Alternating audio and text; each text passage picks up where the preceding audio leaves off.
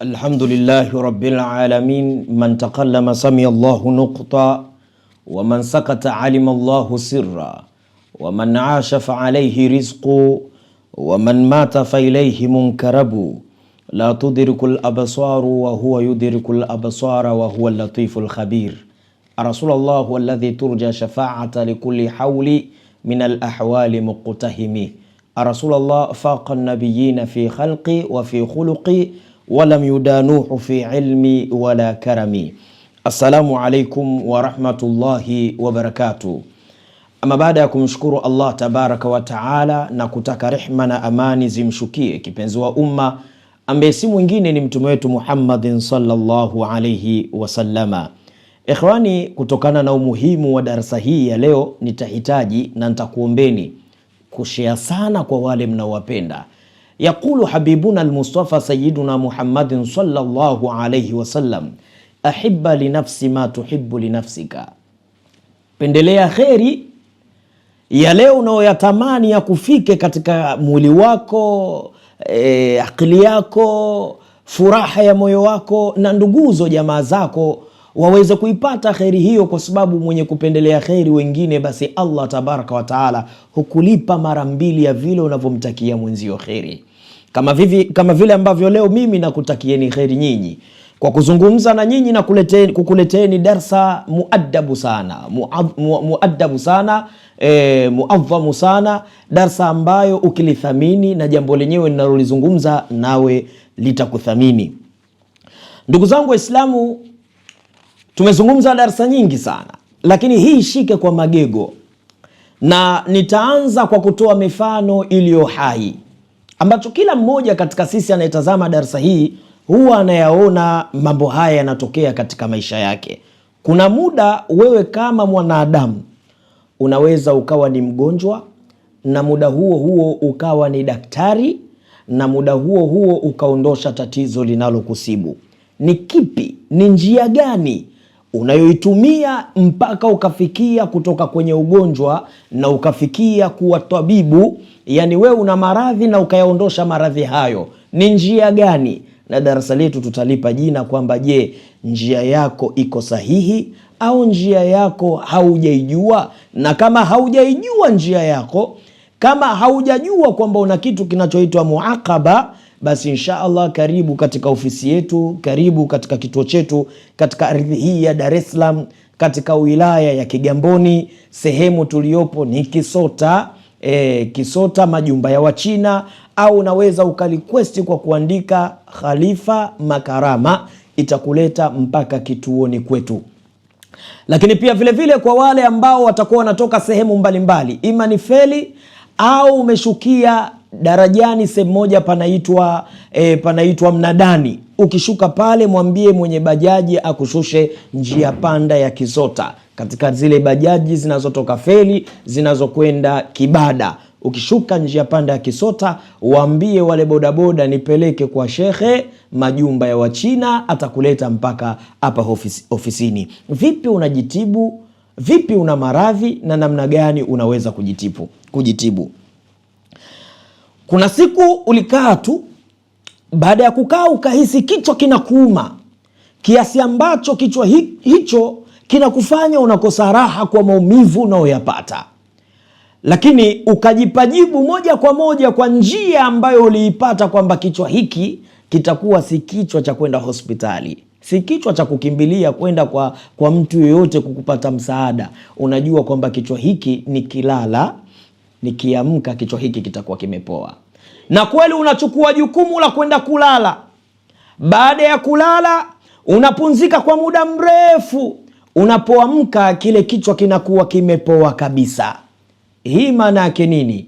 Wewe ulikuwa daktari, ulikuwa ni mgonjwa, na ukapata suluhisho, ukapata njia ya kuondosha kile kichwa kwamba ni lazima upunzike. Lakini matumbo haya yanauma katika namna nyingi sana. Tumbo linaweza likavuruga, ukaamka asubuhi likauma sana.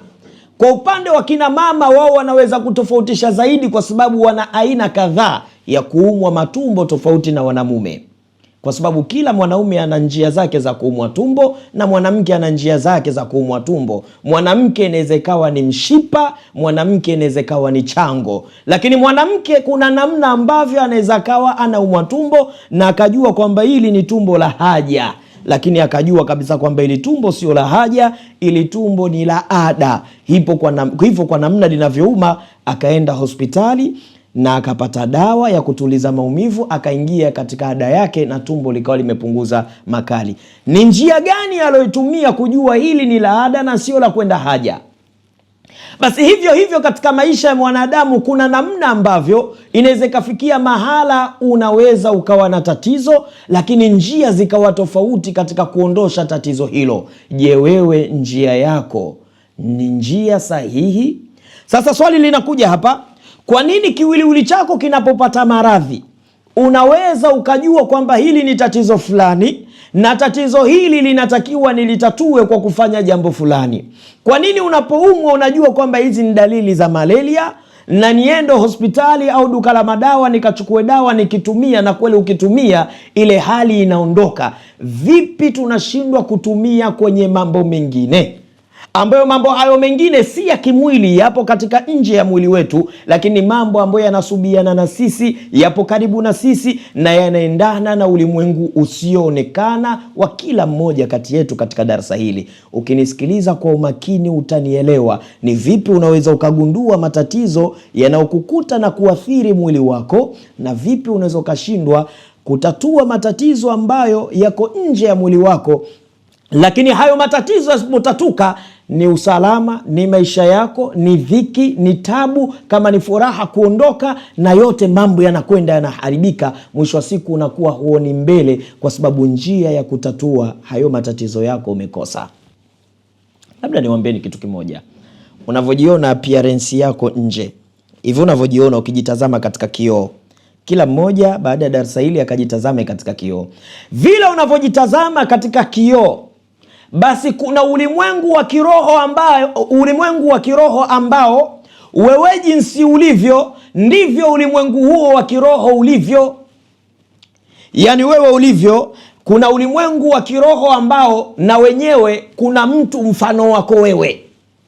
Na ndio maana kuna maisha ambayo huwezi kukubaliana. Yani kiwiliwili chako kinapitia dhiki, kinapitia tabu, kinakosa kazi, unakosa biashara, ukifanya mambo yako yanaharibika, lakini ukikaa ulimwengu wa kiroho unakuaminisha haya maisha unayoyapitia sio maisha asili uliotakiwa upitie. Kwani ni wangapi kati yenu huwa mnakaa, alafu katika kukaa kwenu unakuwa unawaza, unasema haya maisha sio ya kwangu, mimi sistahiki kuishi maisha haya, mimi sistahiki kuwa hivi, mimi sistahiki kupitia hizo tabu ninazozipitia. Ni mara ngapi inatokea hivyo? Sasa ukiona fikra zinakuta kwamba wewe ni mtu mkubwa, wewe ulitakiwa umfanya biashara mkubwa, sasa hivi umefikia mahala unafanya biashara zisizoeleweka, au unafanya biashara zinaporomoka, zinaanguka kila zinapofikia kwenye kukua na kupanda, hapa huyu ndo wewe. Yani vile unavyojikataa maisha ya dhiki unayoyaishi, na ulimwengu wa kiroho unakwambia wewe maisha yako ni fulani. Yale unayoyawaza makubwa kwamba mimi ipo siku nitafikia mahala fulani. Sasa hiyo siku hata azurtumul maqabur, usipoangalia hiyo siku itakuwa inatajwa mpaka unaingia kaburini. Kwa sababu kuna watu waliishi katika ulimwengu, wazee wetu, hawajatumia nafasi zao, hawajatumia ulimwengu wa kiroho Yule yeye katika ulimwengu wa kiroho unaompa tafsiri kwamba yale maisha anayoyapitia sio, hawajapatapo kuyaishi yale maisha ya ulimwengu wa kiroho, ambao ulimwengu huo unamwaminisha kwamba dhiki anayoyapitia au dhiki anayopitia si asili yake kupitia dhiki ile, anatakiwa awe mtu fulani mkubwa. Yule mtu unajikuta kwamba hajafikia lengo lake mpaka anaingia katika kaburi. Sasa wewe usikubali, kwa sababu haya maisha ni rabbana atina fid dunya hasana wa fil akhirati hasana. Allah tabaraka wa taala amejalia na mtume ametuelekeza dua tuombe kwamba maisha mazuri duniani na akhera tuende tukaishi peponi pamoja na mtume wetu Muhammadin sallallahu alayhi wasallam. Njia yako ni ipi? Njia ni ipi na ni vipi utafikia katika ulimwengu wako huo ambao ukikaa peke yako unakuaminisha kwamba huyu sio mimi, hizi tabu ninazozipitia sio asili yangu? Kuna watu wana maradhi. Njia yako ni ipi? Njia yako inaweza kuwa ni tofauti na yule mwingine ambaye pia ana maradhi mfano wako wewe. Kuna watu wana uadui mkubwa. Kuna mtu anakufanyia uadui mkubwa kiasi ambacho ilikuwa ni siri unasikia kwa watu, lakini imefikia mahala mpaka ile jambo limekuja limekubainikia kwamba fulani ana uadui mkubwa na mimi, yuko tayari nifukuzwe katika kazi yangu, yuko tayari mimi niachishwe kazi, yuko tayari mimi biashara zangu ziharibike, niko tayari mimi ndoa yangu iharibike, niko tayari mimi na ndugu zangu tufarikiane. Yuko tayari wale watu walioshikamana katika njia iliyokuwa sawasawa na riziki na mambo yao yanakwenda, mambo yaharibike. Kwa sababu gani? Ya ile neema uliojaliwa na Allah tabaraka wa taala. Unatumia pawa yako ipi iliyopo ndani yako kujikwamua, kujitoa katika dhiki ulionayo? Wallah wa billah, njoo kwa Khalifa Sheikh Saleh Makarama, nitakupa njia yako. Kuna muda una maradhi hayahitaji dawa. Kuna muda una maradhi hayahitaji visomo. Kuna muda una maradhi hayahitaji dhikri. Kuna muda una maradhi hayahitaji sadaka. Kuna muda una maradhi yanahitaji moja katika haya ambayo nilokueleza. Kikubwa ujue njia yako ni ipi. Kabla sijakwenda katika mifano iliyo hai ya watu wema wakiwemo manabii, njia yako inapatikana vipi? Labda nikupeni kwa uchache kidogo ili mjue ninachokizungumza ni kipi.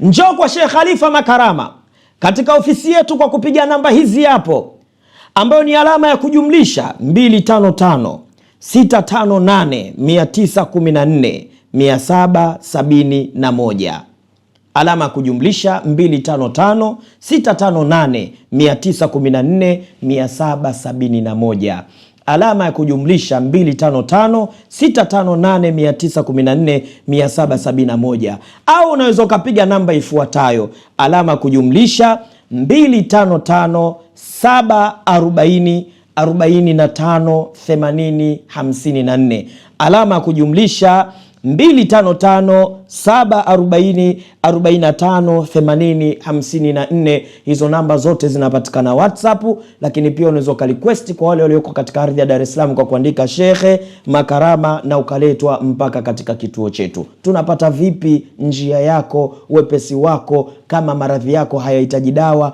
Kuna watu umehangaika kwa mashekhe wengi. Huenda inaweza kafikia mahala wale mashekhe walikuwa wanatibu kweli, lakini njia ilikuwa haijapatikana ya wewe kupita na ukafika kule unapopahitaji. Tutumie njia ambazo ni asili yako, ni nguvu yako. Linachukuliwa jina la mama yako mzazi, linachukuliwa na jina lako. Wala hapa hatupigi lamli, muelewe vizuri. Maana kuna mtu akisema ukifika kwa shekhe ukapewa jina anakuuliza jina lako. Sasa kama anataka tujuane hospitali, mbona mseme wanapiga lamli? Maana atachukua chete, jina lako nani? Fulani. Fulani bin fulani. Sisi tunachukua majina ya mama zenu kwa sababu gani? Huenda baba unahitajiwa hapo, sawa kwako. Tunataka wizani. Wizani unaendana na jina na nguvu yako. Nguvu yako ambayo inaendana na mzazi aliyekulea katika tumbo miezi 9. Huyu ndo anayejua siri ya ujauzito wako ulitungia wapi, na huyu ndo mzazi asili. Kwa sababu mara nyingi baba zetu wanaweza kuwa wanasingiziwa mpaka watoto, lakini hayo ni Allahu a'lam. Mwenyezi Mungu ndo mjuzi zaidi, na ndio maana sisi tunatumia njia hii. Tukishachukua jina lako, tukachukua na jina la mama yako, tunatoa katika tarakimu za Kiswahili, tunapeleka katika tarakimu za Kiarabu. Tunatafuta wizani wako, tunatafuta njia yako, tunatafuta aina ya nguvu ambayo Mungu kaiweka katika kiwiliwili chako. Nguvu hiyo inataka nini ili kusaidia we mwenyewe kuwa ni tabibu, kama vile ambavyo uliweza kujitibu katika maradhi ya kibiolojia, basi uweze kujitibu au tupate njia ya kukutibu katika maradhi ya ulimwengu wa kiza. Lakini pia kubwa katika yote, kuyapatia maisha ambayo yamekuwa magumu kwa watu wengi. Mungu hajakuumba uje uteseke katika hii ardhi. Mungu hajakuumba kwamba wewe ndio wewe fungu la kukosa. Na kuna mwingine anasema mimi ni ng'ombe asiyezaa, na hata ikitokea nimezaa basi nitazaa tasa. Hakuna kujikatia tamaa. Usijikatie tamaa. Ukisema mimi maskini, utakuwa maskini mpaka kufa. Ukisema mimi insha Allah mimi ni tajiri, basi utajiri utaukaribia na utaupata. Lakini njia nyepesi ni kutafuta katika njia ambazo zinatokana na nguvu yako wewe mwenyewe, asili yako wewe mwenyewe, kwa sababu mimi ni tofauti na yule, ni tofauti na yule, ni tofauti na yule. Kila mmoja Allah amempa kitu chake, amempa siri yake ambao unatakiwa uitumie ikuvushe katika dhiki, katika uadui, ikupe faraja, ikupe furaha.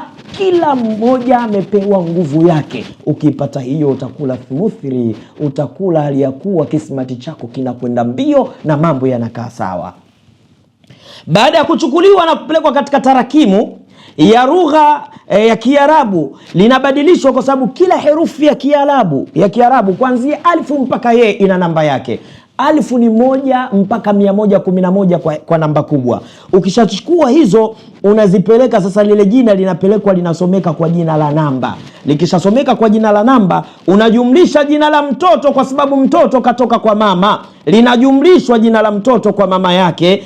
Baada ya kujumlisha umepata idadi ya jumlisho hilo ambao umejumlisha, unagawa kwa 12 kutafuta wizani usiogawanyika. Ukishapata wizani usiogawanyika, unaangalia ni jina gani la Mwenyezi Mungu lina wizani ule. Hii ndo adhkari ambayo mtu anatakiwa awe nayo, au wakati wa kumfanyia dua anapewa adhkari hiyo, au wakati wa kumfanyia dua anatakiwa adhkari hiyo wanaomsomea waitaje, basi watakwenda kugusa password ya yule mtu na ile nguvu yake ya asili itakuja. Kwa sababu nakwambia ni ukweli, kila mwanadamu ana kinga yake, kila mwanadamu ana pawa yake, kila mwanadamu ana ulinzi wake. Mungu kamwekea malaika kuliani kwake, kushotoni kwake, wanaandika mabaya na mazuri. Lakini Allah amekuwekea malaika wa kukulinda mbele yako, nyuma yako, kuliani kwako, kushotoni kwako, juu na chini. Allah tabaraka wa taala amekuwekea lahu muaqibatu min baini aidihim wa min khalfihim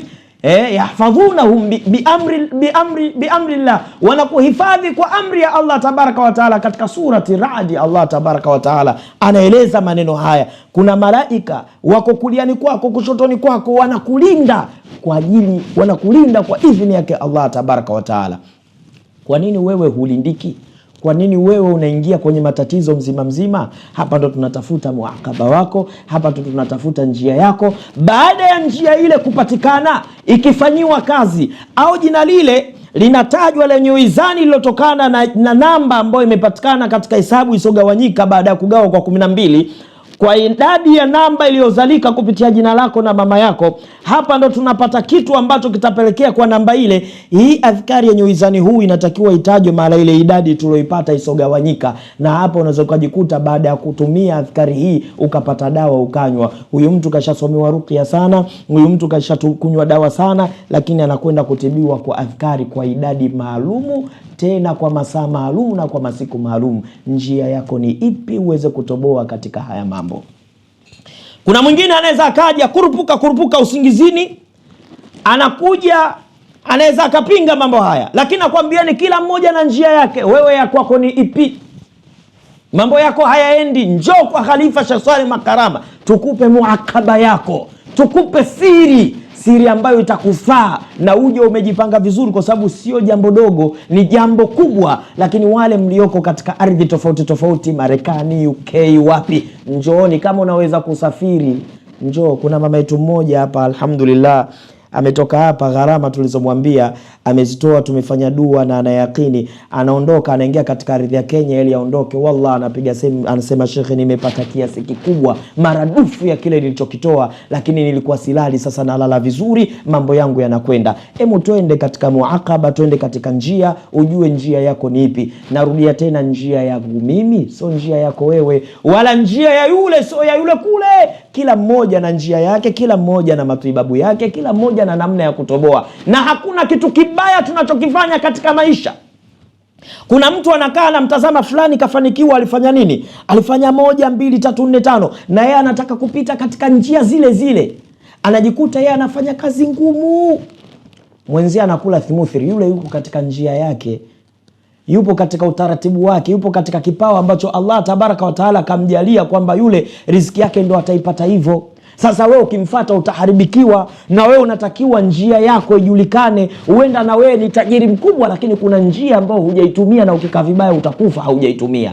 Yule anayefanikiwa mambo yake anakwenda, ile ndo njia yake, usimfatishe. Tena sasa hivi tumekuwa na kasumba moja, yani unajikuta mtu ukiwa unafanya kazi, hata hawa ndugu zetu wanaofanya makazi Uarabuni, utajikuta bosi wako anakuwa anakutuma usiku kucha, kwa sababu mara nyingi kule wanalala mchana, wanaamka tu nyakati za kuswali, jioni ndo wanaamka. Basi hapo mpaka unakuja kulala wewe mfanyakazi saa 6 saa 7 usiku ushachoka hoi. Nakumbuka asubuhi unatakiwa uamke, nyumba ishachafuliwa usiku kucha, ushaichafua, wenyewe wanaswali asubuhi, wanaingia kulala, wewe ndo unaamka unakuta nyumba shagara wa mbagara. Yani vile ambavyo unavyohangaika, unapopata tabu, yeye ndo anahisi kwamba ndo una haki ya kupewa mshahara. Lakini kuna wengine wapo huko katika hizo nchi, anakaa na mabosi zake vizuri, anafanya kazi kwa kusaidizana, na anapewa mshahara mkubwa. Kwa nini wewe utumikishwe kama punda? Kwa nini huyu afanye kazi thimothri na anapata mshahara mzuri na mkubwa? Muakaba wako umeutengeneza vizuri, muonekano wako, utisho wako, kupendwa kwako umewekwa vizuri. Kuna bwana mmoja nilisafiri kwenda Tabora, nilikuwa na gari yangu fulani. Sasa ile gari ikawa imepata tatizo kidogo katika kuitengeneza. Kuna waya fulani wakawa wamefiatua wa steering, yani yule steering ya kuzungushia. Nataka nikuonyeshe kwamba watu wanaamini kwamba mpaka ufanye kazi kubwa, hawa mafundi gereji. Yule bwana akajua tatizo kwamba ni mambo ya umeme, kwamba kuna kijiwaya tu kinatakiwa kichomeke, ile steering uendelee kuikata hata kwa kidole. Yule bana basi alikuwa anaingia chini ya uvungu, anatoka maoili yamemtoa, mara afungue ili, anafungua mpaka vitu visivyofaa, mara afungue hili, mara atoe jambo hili. Anahangaika siku ya kwanza, siku ya pili, siku ya tatu, ananiambia, Shekhe, hapa inatakiwa zaidi ya 600 hapa ili tatizo liweze kupona. Mimi nikamwambia inshallah, unajua kila kitu na elimu yake, siwezi kubisha. Hiyo ilikuwa sio elimu yangu. Mimi elimu yangu hapa, una majini njoo nije nikufyatue, una uchawi nije niuondoshe, una matatizo, una nuksi, una hasadi, haujaolewa, haupendeki, nikuja nikupe njia ufanikiwe. Sasa ile sio fani yangu. Nikamwambia basi inshallah kesho nitaleta, mimi na safari nirudi Dar es Salaam. Bahati nzuri siku hiyo kuna jamaa yangu naye ni fundi, akataka kunitembelea, ananipigia simu, mimi ndo nakwenda napeleka pesa kwa yule bwana. Nimefika, bahati nzuri yule bwana sijamkuta. Baada ya kuwa sijamkuta, yule fundi akaingia, akashika ule uskani, akatika kuvuta hivi, akaona ni mgumu kweli, maana unaiwasha mpaka gari lakini unatembea kama unaendesha lori. Yule bwana akafanya, fungua buti, akafungua. Anafika, anatazama, yule bwana anachukua kawaya, anakapachika gari, anaambia mzungusha steering, nazungusha kwa kidole. Yani kupachika kawaya ilitakiwa nitoe 600 kwa siku 3 kujiangaisha kuingia chini. Kuna kula thimothri, so lazima utumie nguvu kubwa. Wewe unakulaje? Maisha yako yakoje? Mpaka utukanwe, mpaka usimangwe, mpaka unyoshewe vidole? Na wangapi wanaokana mabosi wao vizuri, wanapendana, na kuna mtu anaweza kawa alikuwa anapendwa mwanzo, lakini ghafla imeingia hasadi, imeingia chuki, mwisho wa siku ile khairi yote inaondoka kwa sababu zisizojulikana. Wala hakuhitaji kula kwa nguvu, kula ni taratibu. Na wewe kama unataka mambo yako wewe taratibu, hebu tuijilie ili tuweze kukupa njia yako, maisha yako yaende yakafanikiwe. Njia ziko tofauti. Tuangalie mfano Nabii Allah Musa alayhi salam alipotaka, amewachukua Banu Israil, anaondoka nao kutoka Misri, anakwenda katika mji au nchi iliyoahidiwa na Allah tabaraka wa taala awapeleke. Firauni kapata taarifa Musa anawachukua watu wako na watumikisha, anakimbia nao. Firauni kaandaa jeshi, wanaenda kumkuta Musa. Watu wake wanaambiwa tunakuja kuuawa. Musa anazungumza na Mungu, Mungu anamwambia kimbia. Mara kuna mtu mwingine anaweza kukaa ndani yuko ya Razak toka tafuta, ya Shafi toka tafuta tiba. Musa anaambiwa na Allah kimbia. Nabii Musa anaondoka, anakimbia. Baada ya kukimbia akafika sehemu ambapo kisa maarufu, mbele wanakutana ni bahari, hakuna njia. Nabii Musa sio kwamba aliacha kumwomba Allah tabaraka wa taala, alinyanyua mikono mbinguni akaomba, anamwambia ya Rabbi tufungulie njia. Mungu anamtazama maombi yake. Mwisho ilikuwaje?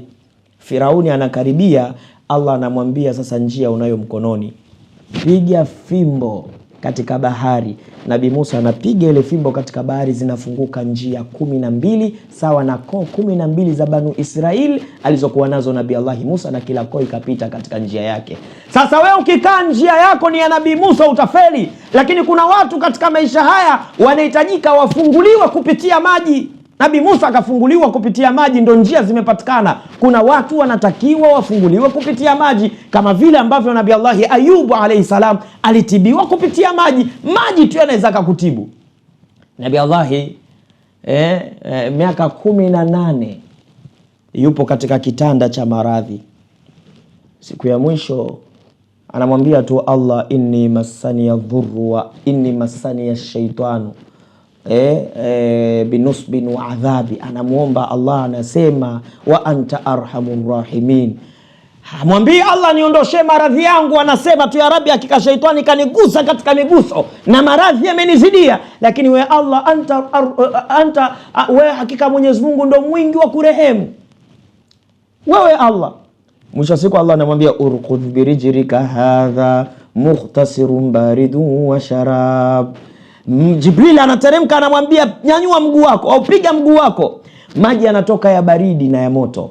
Urkud birijrika hadha muqtasirun baridun wa sharab. Haya baridi unakoga, haya baridi ya moto ya vuguvugu unakoga, haya baridi unakunywa, ende akapoze majeraha ndani ya mwili wako. Kuna watu wanatakiwa wakishapatiwa adhkari zao au sura zao, inatakiwa inasomewa dua.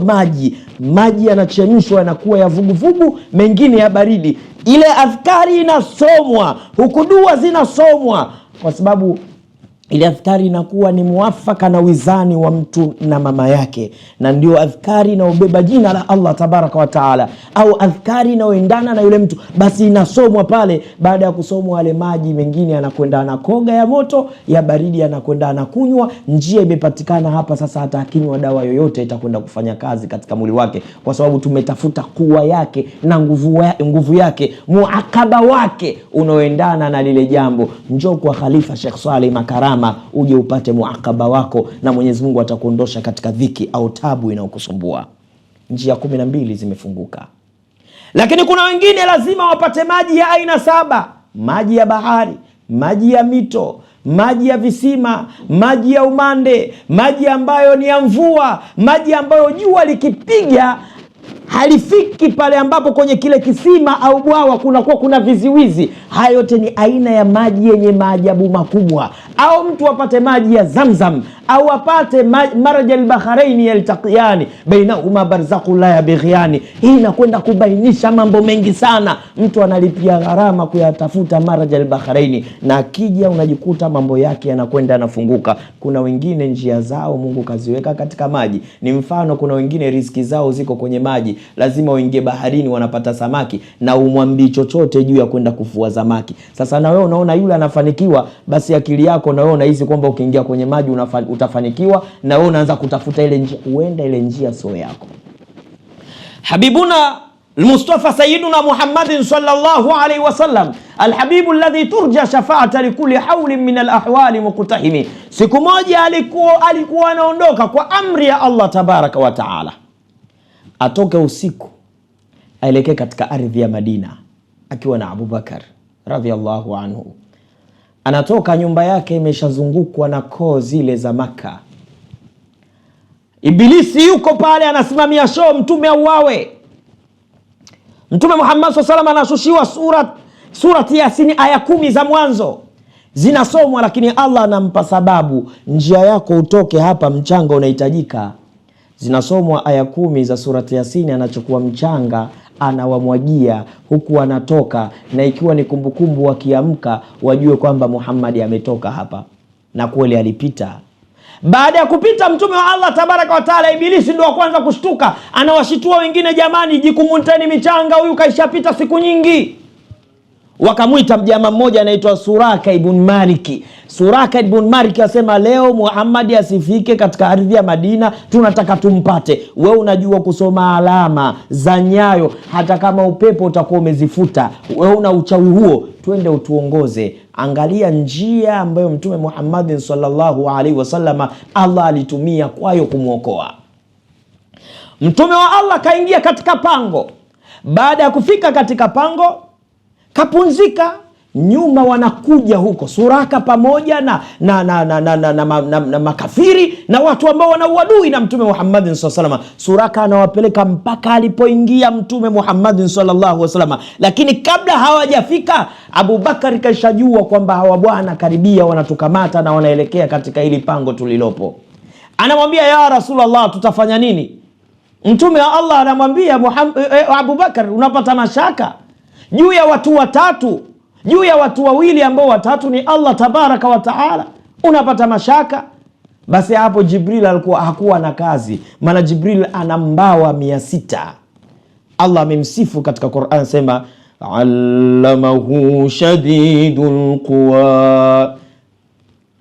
Allamahu shadidul quwa, anayemfundisha Muhammad ni mwingi wa nguvu, ana mbawa 600. Ni swala la kupepesa tu, angekuwa kaishajaa katika lile pango.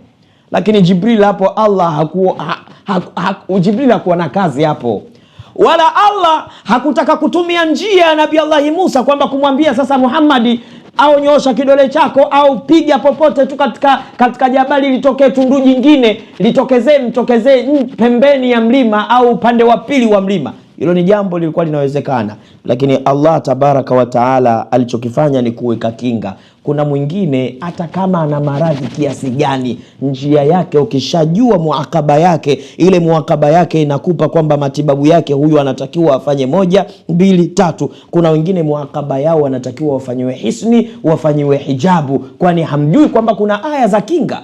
Maana kuna mtu anaweza kama mwenda wazimu, Mungu anakukinga kwa sababu, fanya sababu ndo Mungu atakukinga. Ndo maana Allah tabaraka wa taala akasema katika Qur'ani, baada ya billahi minash shaitani rajim, bismillahir rahmanir rahim, wa idha qara'ta alqur'ana inna ja'alna bainaka wa bainal ladhina la yu'minuna bil akhirati hijaban mastura. Unaposoma Qur'ani, tena baadhi ya aya, maki uwezi ukasema fankihu ma tawaba lakum minan nisa'i mathna wa thulatha wa arba na unataka kinga.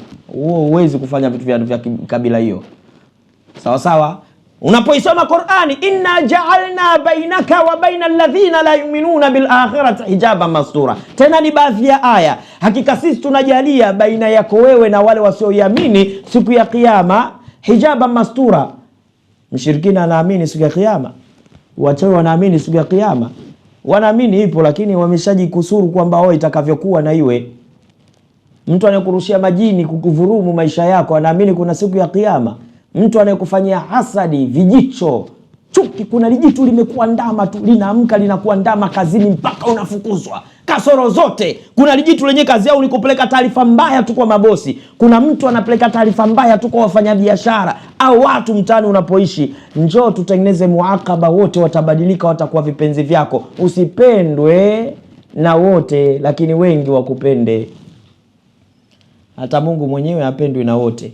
Jamani, dawa hii dawa mujarabu sana, muaddabu sana. Ni dawa ambayo inaondosha zile sihiru shayatinu katika mwili wa mwanadamu, hasa katika mishipa ya mwili wa mwanadamu.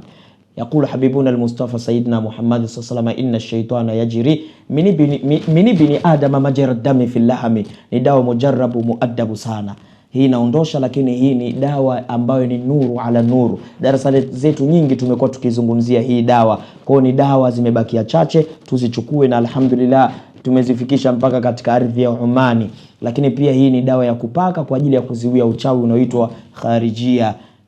dakhiria ni hii hapa ya kunywa. Ikhwani, ndugu zangu Waislamu, kinga, unawekewa kinga ndio unakwenda kutibiwa. Lakini kuna mwingine anakupa shika dawa hii, fanya hivi, dawa sijui nafanya sawa hiyo dawa, lakini pia inapotengenezwa na kujua muakaba wako, basi kwa idhini yake Allah tabaraka wa taala inawezekana. Na hii nitaifanya hata kwa wale watakaoagiza hizi dawa. Muakaba wako nitakutafutia na nitakupa, kisha nitakutumia hizi dawa hali ya kuwa umejua muakaba wako ni upi na unatakaje, na hizi dawa zitatoa direction ya wewe utatumia vipi kupitia ule muakaba ambao tumeutengeneza, au njia ya matibabu ambao unatakiwa kuipata kwa idhini yake Allah tabaraka wa taala.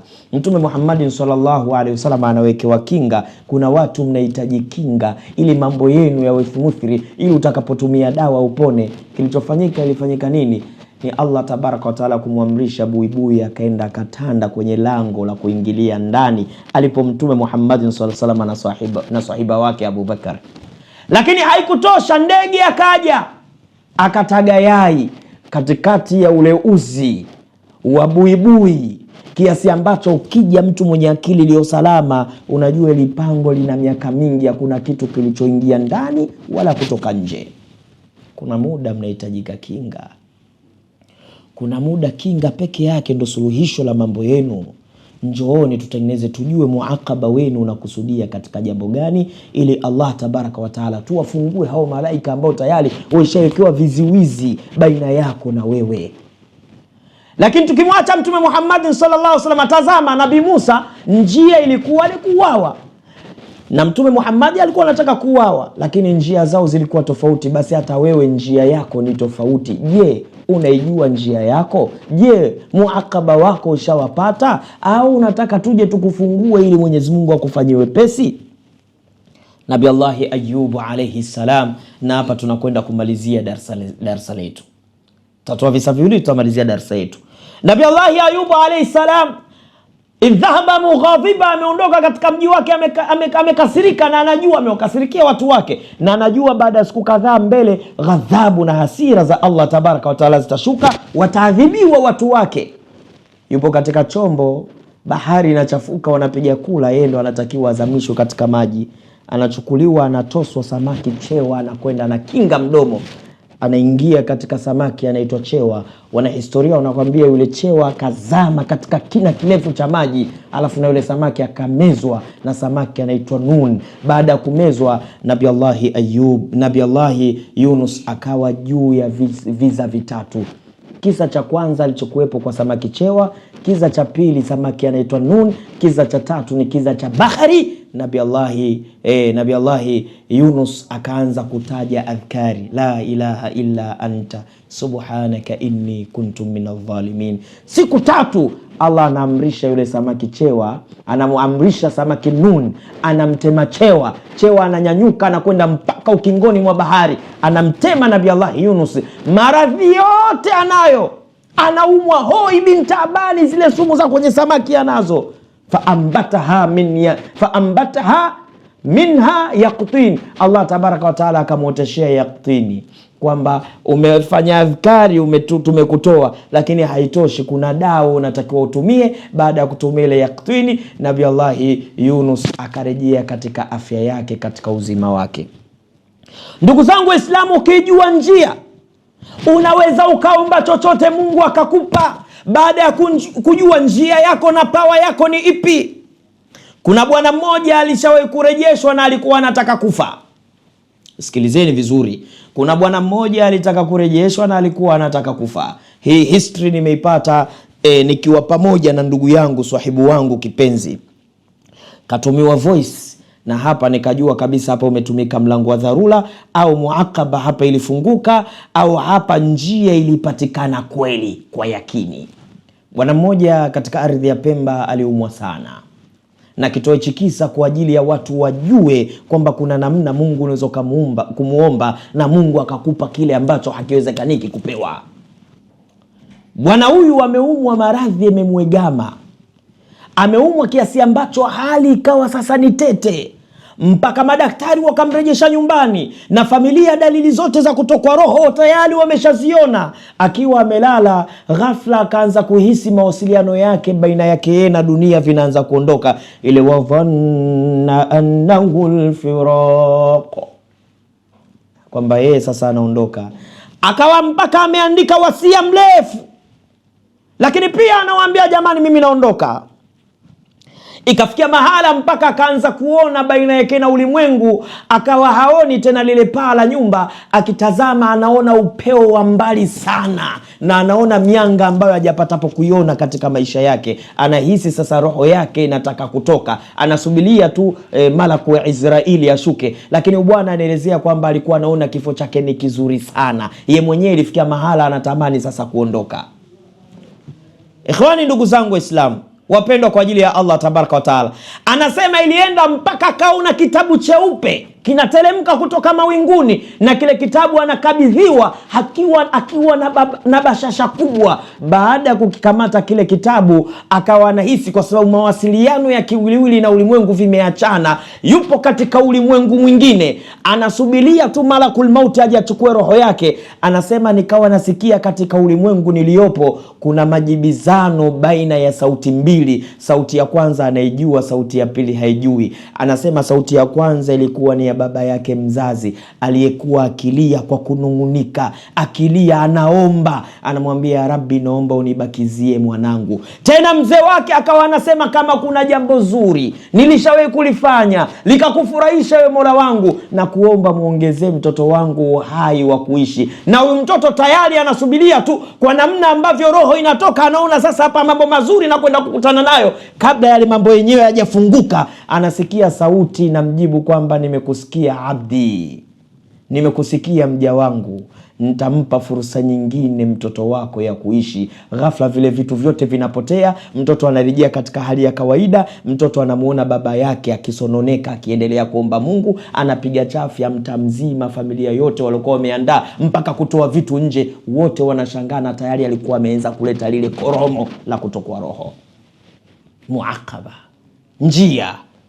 Nakwambieni mambo mazito magumu, ili mjue kwamba hili ni jambo linalowezekana, kumuomba Allah tabaraka wa taala akakupa kile ambacho unachokitaji. Sasa usije ukaondoka hapa, Sheikh asema kuna dua ya kumrudisha mtu. Nimesema mzee kamuomba Mungu na Mungu kamkubalia. Unaweza ukatoa sadaka, kwani amjui kile kisa cha mtu aliyetoa sadaka ikawa sababu ya yeye kuepukana kugongwa na nyoka? Kampokea mgeni wakati wa Mtume, kamweka kamlaza sebleni, yeye kalala chumbani. Yule mgeni usiku anashtuka, anaona nyoka, anaingia chumbani, anamuua. Baada ya kumuua, kesho anaamka, wanakwenda kuswali. Baadaye Mtume anasema huyu bwana ilikuwa aondoke tokea jana usiku, lakini sababu ile mnusuru ni kumpokea mgeni na kumkirimu mgeni. Lakini hata mimi muakaba wangu, siku moja nimekaa katika ardhi ya Bukene, na hapa ndo namalizia. Katika ardhi ya Bukene tumefanya mkutano mkubwa sana katika kiwanja ambapo pande mbili zilikuwa zinagombania. Pande ya kwanza ni uongozi wa Waislamu katika ardhi ya Bukene, wakiona klipu hii watakumbuka, lakini pia na pande ambao sitahitaji kiitifaki. Wanagombania lile eneo ni la kwao, ni eneo kubwa sana na ni sehemu ambapo watu wanacheza mpira, lakini kiuhalisia lilikuwa ni la Waislamu.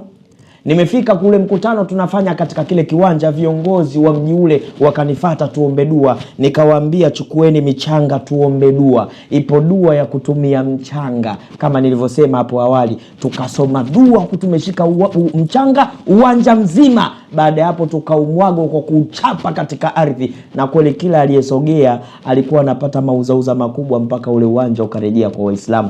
Baada ya kufanya mkutano mkubwa tukarejea sasa, tukawa tunafanya dua. Tupo katika sehemu ya dua, kuna watu walikuwa kina mama wengi wanapenda kukaa kwenye ukuta mmoja kati ya ukuta ambapo watu wanafanya shughuli zao humo ndani. Nikawa nawalazimisha tokeni mpaka nikawatoa kwa hasira. Walivyotoka, alivyonyanyuka mtu wa mwisho, ukuta mrefu mkubwa umekwenda, ulianguka ule ukuta na kishindo kikubwa kiasi ambacho tungezungumza mambo mengine zaidi ya watu hata 100. Ilikuwa roho zao zinatoka, kama sio roho kutoka basi ni majeraha. Hiyo inaitwa muakaba, hiyo inaitwa ni kama irhamu.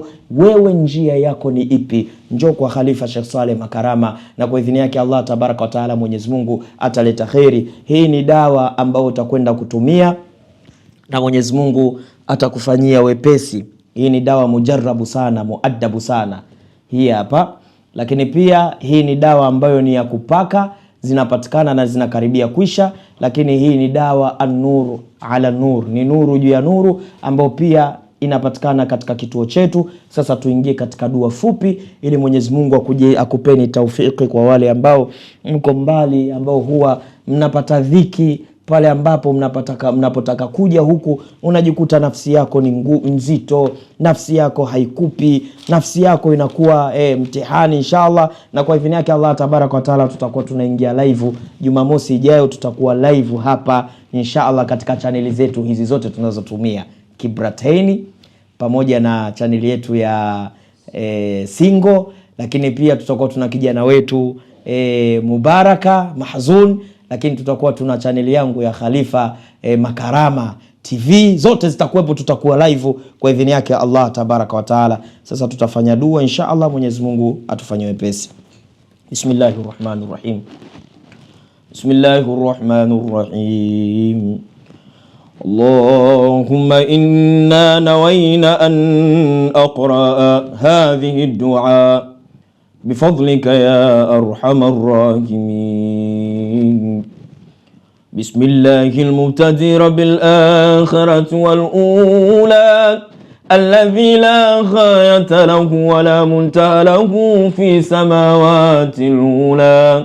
الرحمن على العرش استوى له ما في السماوات وما في الأرض وما بينهما وما تحت الثرى وإن تجار بالقول فإنه يعلم سرا وأخفى. الله لا إله إلا هو له الأسماء الحسنى. الله العظيم العظيم العظماء دائم النعماء قاهر الأعداء الرحمن العطف على خلقه برزقه المعروف برتفه العادر في حكمه العالم في ملكه رحيم الرحماء عليم العلماء بصير البصراء غفور الغفراء باعث الأنبياء صاحب الأولياء سبحانه قدير على ما يشاء قدير. سبحان الملك الحميد ذي العرش المجيد فعال لما يريد رب الأرباب ومسبب الأسباب وسابق الأسباق ورازق الأرزاق وخالق للخلائق وقادر مقدور وقاهر مقهور وعدل في يوم الحشر والنشور. إلى كل آلية جامع الناس اليوم الواقع ربنا غفور رحيم حليم شكور والحمد لله رب العرش العظيم.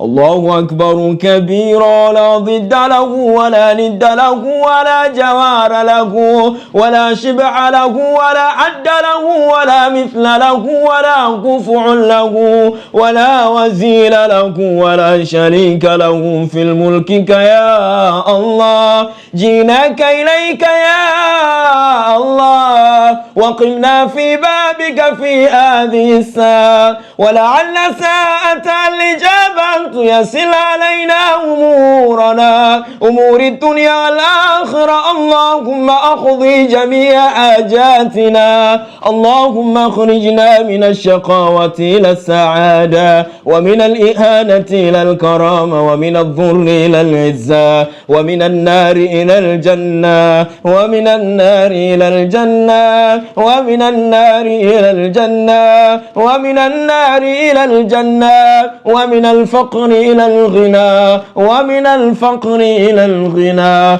وصلى الله على سيدنا محمد وصلى الله على سيدنا محمد وصلى الله على سيدنا محمد wa alihi wa sahbihi wa sallam, walhamdulillahi rabbil alamin.